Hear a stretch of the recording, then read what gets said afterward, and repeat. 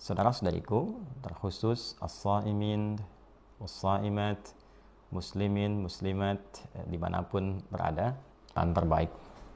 Teman-teman, dalam rangka ikhtiar menjemput berbagai karunia Allah, khususnya di bulan Ramadan ini, kita akan mencoba meneruskan kajian kita di subuh kali ini dengan hamparan penjelasan Nabi Muhammad SAW yang sampai kepada kita melalui rangkaian periwayat-periwayat hadis yang kemudian didokumentasikan riwayat-riwayat itu oleh para cendekiawan, para ulama-ulama hadis, sehingga kita mampu mengakses, menelusuri jalan-jalan riwayat itu, mengenal para periwayatnya, mengenal situs-situs di mana mereka mendokumentasikan riwayat Nabi, hingga bahkan kita bisa tersampaikan pada kehidupan dan keseharian Nabi Sallallahu Alaihi Wasallam, dan itu bisa ditampilkan dalam penelusuran ilmiah yang dibuktikan dengan adanya tempat-tempat, juga urutan-urutan itu secara dimaksud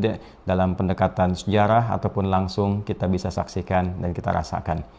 Intinya insyaallah di subuh kali ini waktu Indonesia bagian Barat kita akan mencoba membersamai beberapa hadis Nabi Muhammad SAW terkait dengan di antara keutamaan Ramadan, dan yang paling spesial hadirnya peluang ampunan Allah Subhanahu wa taala dari segala macam potensi dosa yang pernah kita kerjakan selama berkehidupan hingga detik kita berada di waktu Ramadan yang dimaksudkan. Bagaimana cara kita menjemput ampunan Allah itu? Seperti apa tanda-tanda orang yang mendapatkan ampunan dimaksud, dan bagaimana kita bisa membuka kembali lembaran kehidupan yang baik setelah potensi ampunan itu insya Allah kita dapati dan kita raih. Yang pertama, kita akan mencoba menelusuri keterangan Nabi SAW yang didokumentasikan oleh Al-Imam Al-Bukhari dalam rangkaian kitabnya di pembahasan Sahih Al-Bukhari. Jadi kalau saya sebut rangkaian kitab di Al-Bukhari itu ada kitab di dalam kitab. Ya, ada yang kitab dalam arti satu buku utuh dokumentasi hadis-hadis Nabi SAW yang beliau kumpulkan disebut dengan Al-Jami'. Ya, nah itu kumpulan tema-tema, 97 tema seperti pernah saya sampaikan. Nah, setiap tema-tema ini disebut kitab juga di dalamnya. Mengapa disebut kitab? Karena dalam satu tema itu ada susunan lagi sub-sub tema, diurai lagi oleh beliau. Seperti ini kumpulan 97 topik. Kalau jadi buku, setiap topiknya bisa jadi satu buku itu. Karena itu disebut kitab, karena tersusun rapi, terperinci, dan baik. Ada subtopiknya, ada hadis-hadisnya, demikian turunannya. Baik, nomor hadis 38 ditegaskan juga di nomor hadis 2014, dan nanti dikuatkan juga oleh Imam Muslim nomor hadis 760 dalam kitab sahihnya. Sanadnya nanti tersambung pada sahabat mulia Abu Hurairah radhiyallahu taala anhu dari Nabi sallallahu alaihi wasallam. Teman-teman nanti bisa catat ini yang kita sampaikan, dicek kembali di referensinya, kemudian kita bisa menikmati itu sambil juga kita bisa menganalisis, mengkaji, mempelajarinya dengan lebih detail. Nabi sallallahu alaihi wasallam bersabda, qala Rasulullah sallallahu alaihi wasallam, man sama Ramadana imanan wa ihtisaban ghufira lahu ma taqaddama min dhanbi wa man qama lailatal qadri imanan wa ihtisaban ghufira lahu ma taqaddama min dhanbi. Dalam riwayat yang lain, man qama Ramadana imanan wa ihtisaban ghufira lahu ma taqaddama min dhanbi. Rasulullah sallallahu alaihi wasallam pernah menyampaikan, bahkan menyontohkan dan menegaskan kepada kita saking pentingnya peluang ini dan saking pentingnya amalan untuk menjemput peluang yang dimaksudkan. Nabi menyampaikan, man shama, siapapun tanpa kecuali yang menunaikan puasa Ramadan, khusus Ramadan. Jadi kata Ramadan ini mengeluarkan seluruh jenis puasa yang lain dan mengkhususkan hanya Ramadan saja. Artinya, puasa yang ditunaikan di bulan Ramadan berlangsung dari awal sampai akhirnya. Itu poinnya. Jadi dari awal sampai akhir Ramadan. imanan wahtisaba, dan mengerjakan puasa ini di bulan Ramadan ini dari awalnya sampai akhirnya, hari pertamanya, hari keduanya, sampai di mana dia hari berkehidupan. Sekarang hari ke-8. Boleh jadi ada orang yang tiba ajalnya belum sampai tuntas mengerjakan Ramadan, kan? Di hari kesekian dia pulang pada Allah Subhanahu wa taala sesuai dengan ajalnya. Boleh jadi ada yang diberikan kemuliaan oleh Allah Subhanahu wa taala, seperti yang pertama pun diberikan kemuliaan sesuai dengan ajalnya masing-masing. Ada yang sampai akhirnya, alhamdulillah. Ada yang baru awalnya, alhamdulillah. Ada yang sampai pertengahannya, alhamdulillah. Tapi poinnya adalah imanan. Dia kerjakan puasa ini karena keimanannya kepada Allah Subhanahu wa taala. Dia mengerjakan puasa dengan imannya.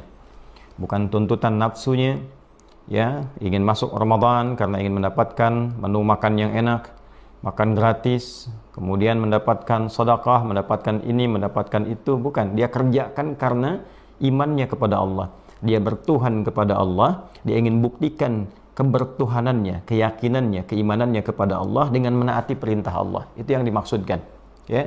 Wahtisaba, karena itu ditegaskan, dan dia ikhlas kerjakan itu karena Allah Subhanahu wa taala, untuk membuat perubahan kebaikan pada dirinya, untuk mengevaluasi yang kurang-kurang pada dirinya. Maka jika ini dia kerjakan dengan baik, dia niatkan dengan sempurna, ghufira lahu ma taqaddama min dzambi. Ada peluang ghufira lahu, diampuni untuknya, ma taqaddama min dzambi, semua apa yang telah berlalu dari dosa-dosa, dari kesalahan-kesalahan yang ia perbuat. Jadi teman-teman sekalian, ini puasa Ramadan ini bukan hal yang biasa. Bukan sesuatu yang dianggap enteng, ringan, apalagi disamakan dengan hari-hari lain. Dan ini tidak mudah. Tidak setiap saat kita mendapatkan Ramadan. Dan banyak di antara orang-orang saleh, para ulama sejak di era Nabi dan setelahnya berharap betul mendapatkan Ramadan ini, menangis ketika ingin berpisah dengannya, berharap ingin bertemu ketika mendekat ke bulannya, untuk mendapatkan banyak anugerah yang bisa diraih. Di antara anugerah tertinggi yang mungkin bisa didapatkan adalah ampunan Allah Subhanahu wa taala. Itu yang sangat mahal.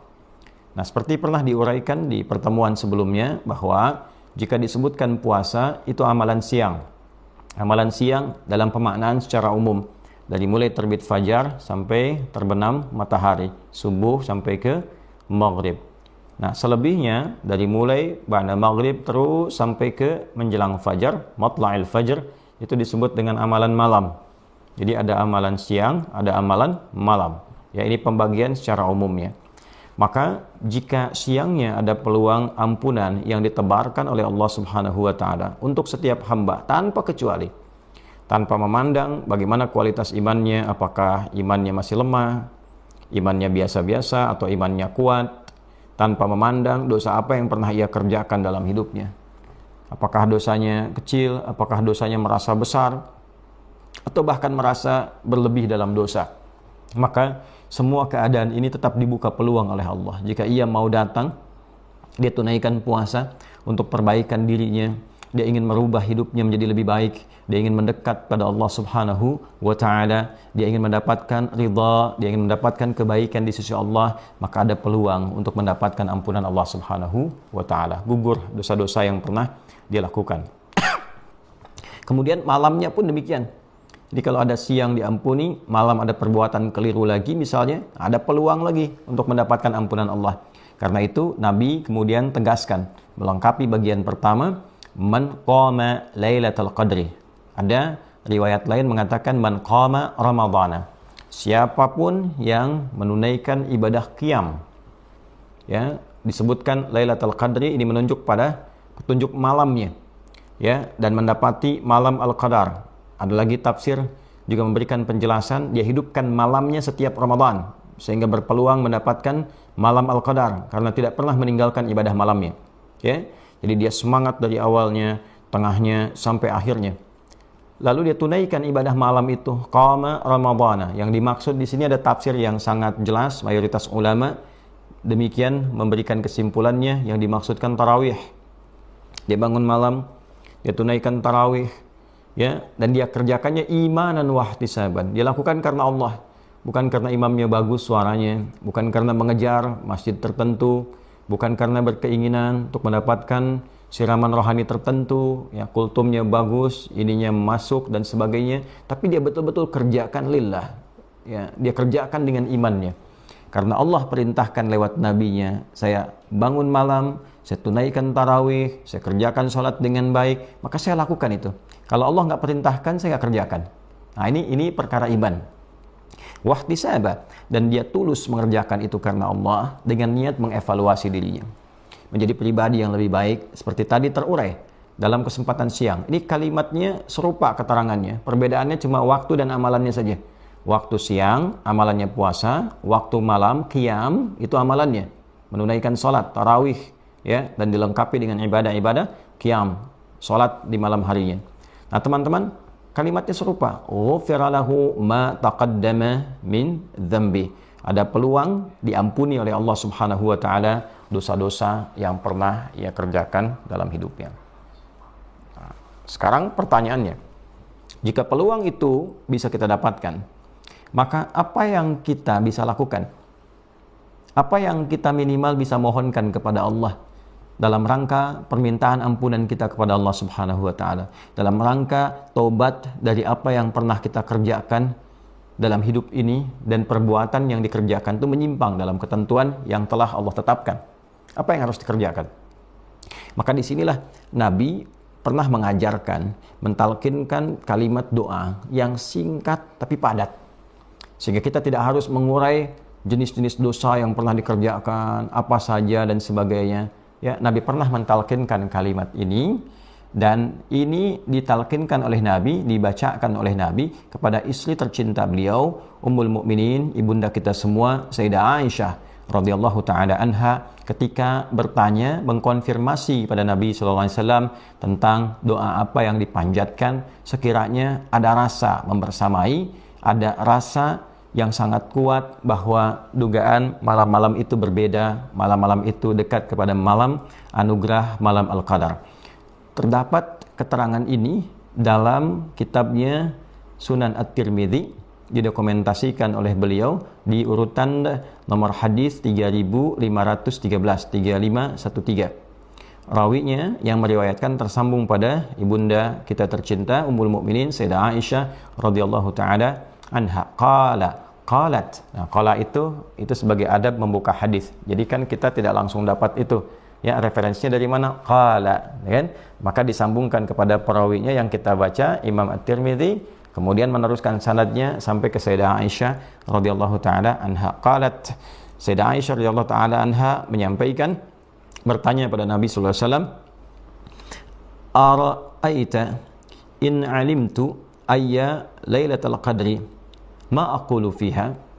Ya Rasulullah, jika aku mendapati rasa yang kuat, menduga dengan dugaan yang kuat, merasakan bahwa malam ini berbeda, malam ini rasanya malam Al-Qadar, ya, maka apa yang aku bacakan, apa yang aku mohonkan pada Allah Subhanahu wa taala?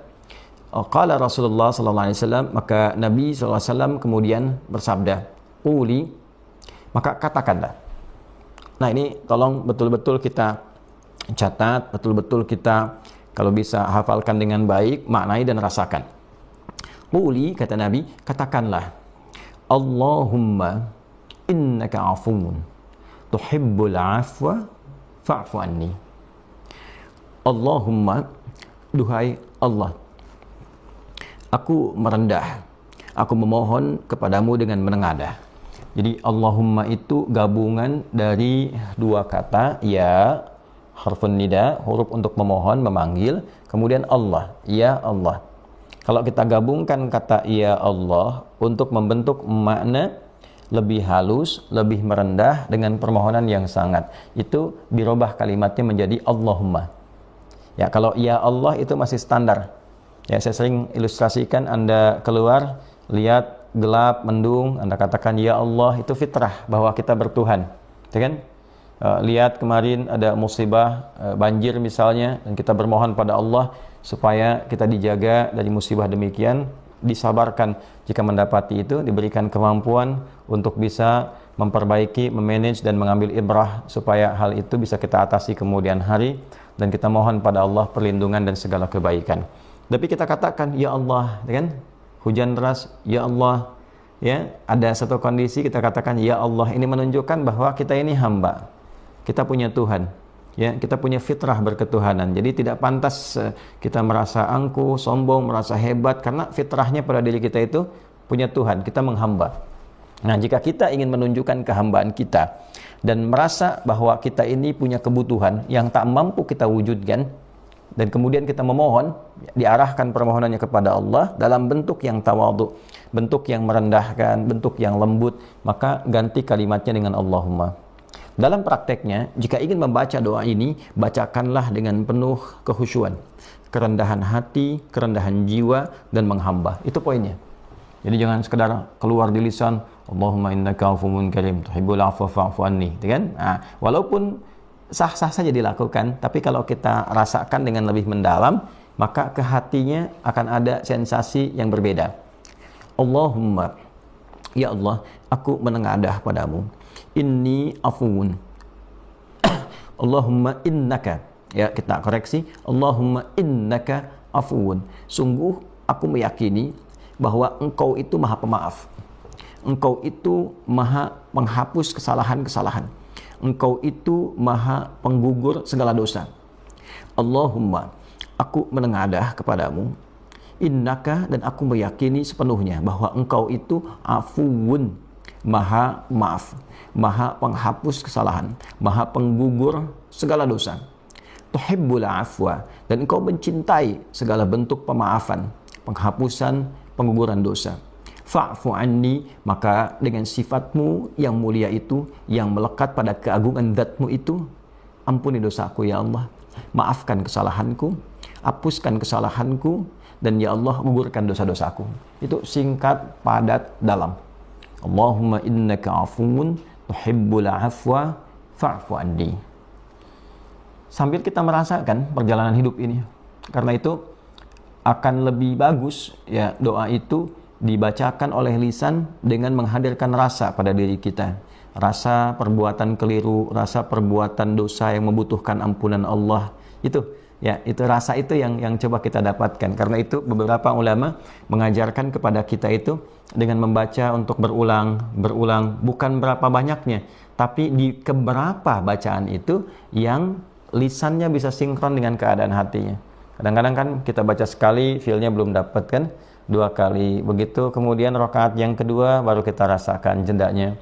Berikutnya rakaat selanjutnya kita lebih khusyuk lagi, bacakan lagi.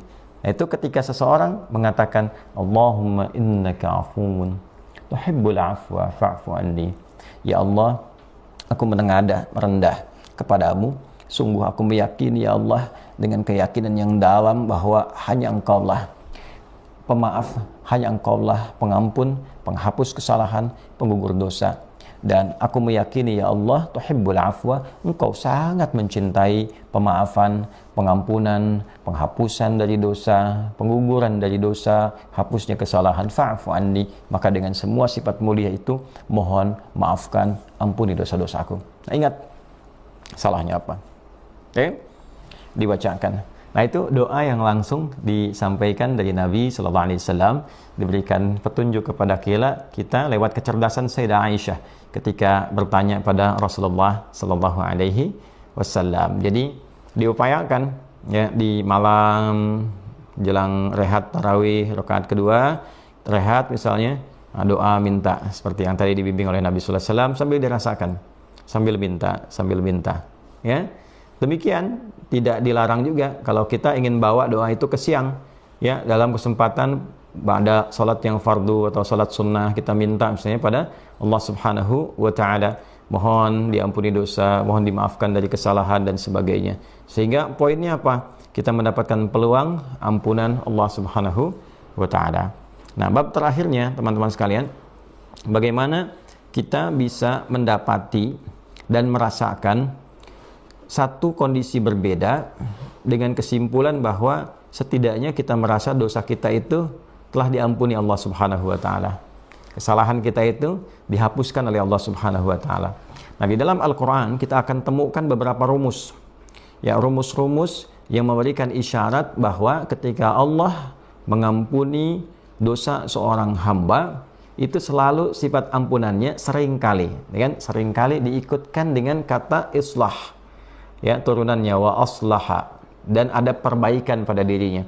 Faman taba wa aslaha illa alladziina tabu, ya, wa aslahu. Kecuali orang-orang yang bertobat dari salahnya, ya, dia kemudian memohon pada Allah ampunan, lalu setelah itu terjadi perubahan yang lebih baik pada dirinya. Ya, ini yang disebut dengan ketika salah digugurkan, solehnya muncul.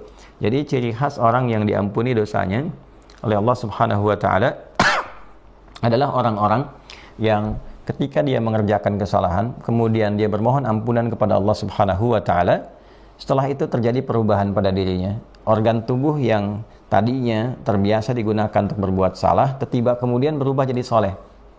Misal, kita ingin taubati dosa lisan.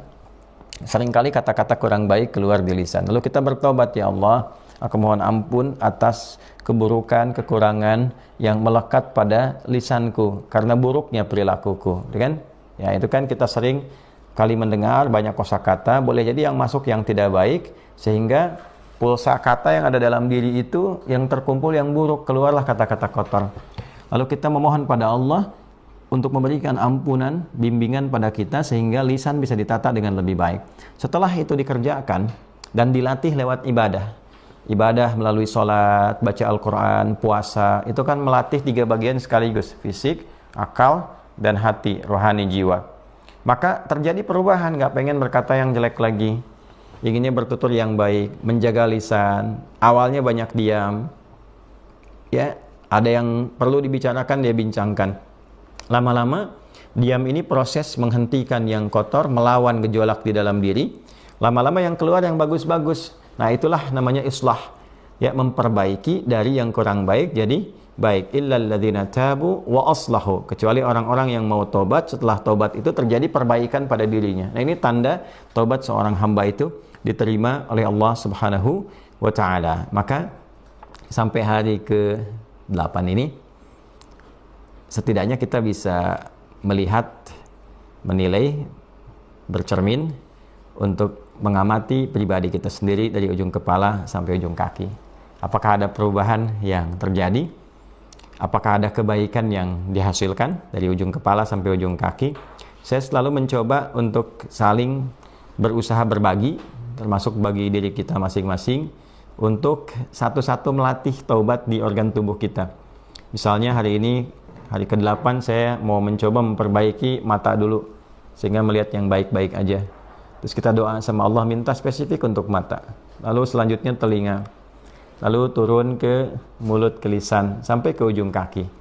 Nah, teman-teman sekalian, setidaknya dengan motivasi semacam ini, keadaan kita menjadi lebih terukur. Jadi yang disebut perbaikan itu jelas arahnya, apa yang mau diperbaiki. Dan jelas hasilnya, outputnya jelas. Ramadan menjadi madrasah, pusat pendidikan yang melahirkan alumni-alumni yang memiliki kualitas dan karakter yang lebih baik. Maka selesai Ramadan, dia memiliki karakter moral yang tinggi, dia punya integritas yang bagus, dia punya karakter intelektual yang bagus, dia punya karakter kinerja yang bagus, karena dia mencoba memperbaiki dirinya menjadi lebih mulia di hadapan Allah Subhanahu wa taala khususnya. Nah, inilah mungkin yang bisa kita dapati di kesempatan sharing subuh kali ini terkait dengan petunjuk Nabi Sallallahu Alaihi Wasallam dalam bab puasa Ramadan. Semoga kita dianugerahi oleh Allah kesempatan terbaik untuk bisa memperbaiki diri, kesempatan terbaik untuk bertobat dari segala dosa-dosa dan meraih anugerah terbaik, yaitu ampunan Allah Subhanahu wa taala, dan membuktikan anugerah itu dengan tampilan terbaik, yaitu berusaha menjadi lebih baik dari sebelumnya dan menjaga itu hingga kita berpulang menghadap Allah Subhanahu wa taala. Demikian yang dapat disampaikan. Mohon maaf apabila ada yang keliru dalam uraian. Cukup Anda amati jika ada yang tidak tepat, jika ada yang tidak sesuai, bahkan jika ada yang tidak cocok, cukup tinggalkan saja. Cari referensi lain, ustaz-ustaz lain yang lebih baik, dan kami mohon maaf atas kekurangan dan kelemahan. Jika ada kebaikan, sesungguhnya itu adalah titipan dari Allah untuk kita semua. itu adalah milik Allah Subhanahu wa taala, petunjuk Rasulullah SAW, silahkan kita semua amalkan. Jika ada yang keliru itu dari saya pribadi, mohon dimaafkan dan semoga Allah mengampuni kita.